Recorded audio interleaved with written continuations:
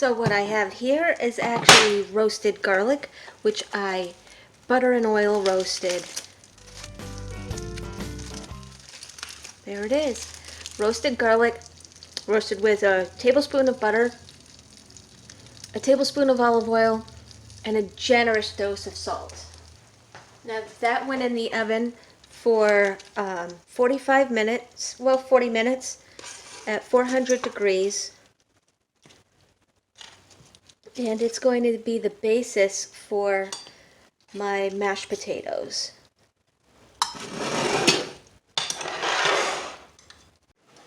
Now the next step for this is I'm going to grate some Parmesan, and I'm going to grate it fine.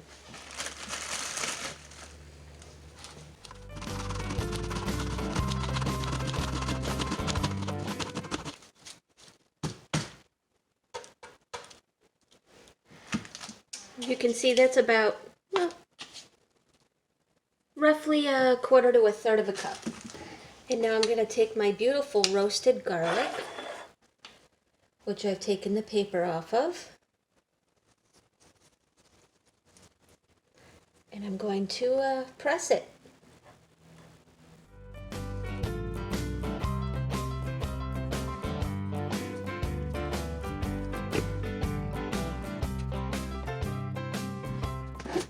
Once my mashed potatoes are created, I will actually just stir this right in, and I'm not adding any salt because I got plenty of salt from the butter and the roasting process, and the Parmesan itself has plenty of salt in it as well.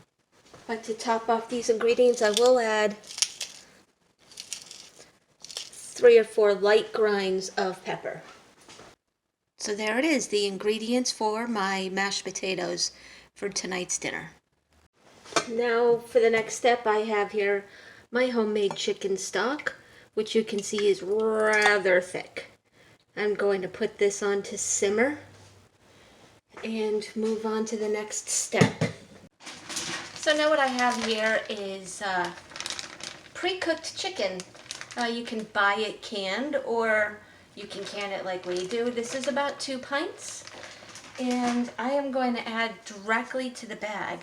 I've got basil, parsley, oregano, and coriander. Now, coriander is actually a very strong flavor.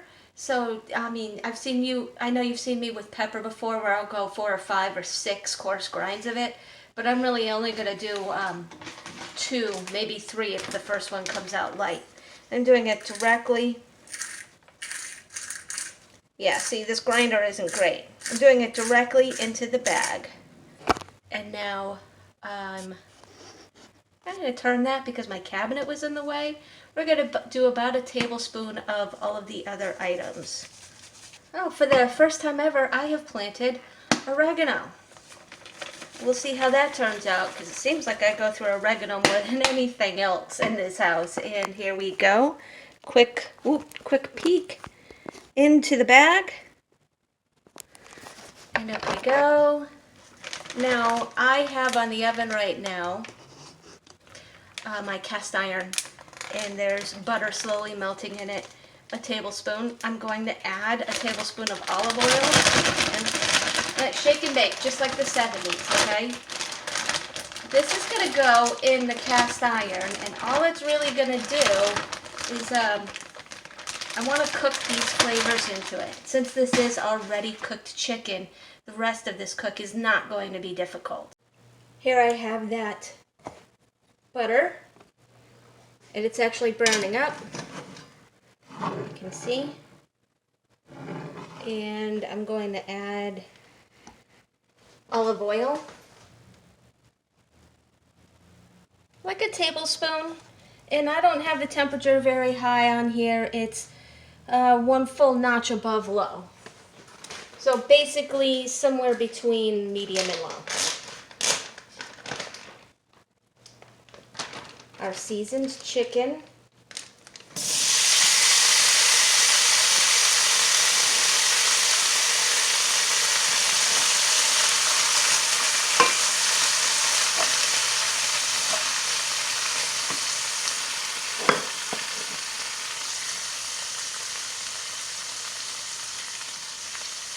a little salt, just a little.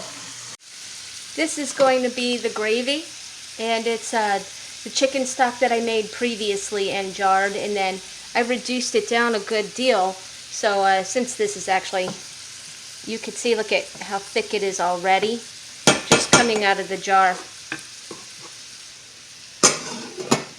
Over there is the water for the potatoes, and we are cheating today. I know. Cheater potatoes. Instant potatoes, school potatoes, whatever you want to call them. But remember, I roasted garlic and hand shredded cheese, and these potatoes are going to be something special. So don't worry about it. Besides that, everything else that I'm putting on this plate tonight is handmade and hand preserved by me. You've seen me make broth before. Well, that broth ended up being this chicken gravy, and this is my preserved chicken, which you don't have to preserve your own chicken. You can buy cans of chicken in the store.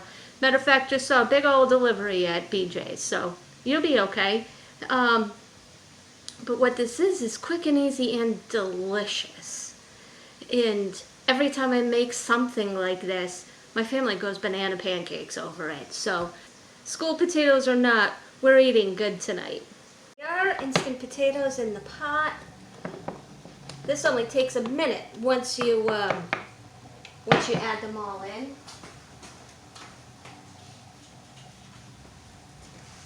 But now here I come with my roasted garlic, pepper, and Parmesan cheese.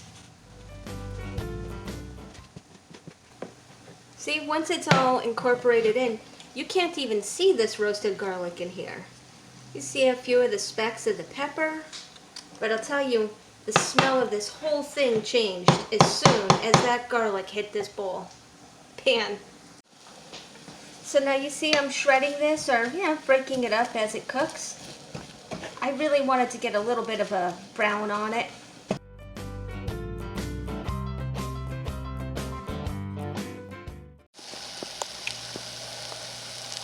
You can see here we got a bit of a slow bubble on this gravy, and that's exactly what we want, because the next thing I'm going to do is incorporate this cooked and seasoned chicken right into this sauce. So our side dish for this whole thing is actually going to be pickles, but not just any pickles. I made pickled green beans a while ago. We'll have a nice cold crisp side dish to this very warm meal. As you can see, we're getting some of the nice brown edges I was hoping for. Not too brown because this chicken was already cooked. So what we're doing now is I turn the heat off, and I'm going to add it right into my gravy.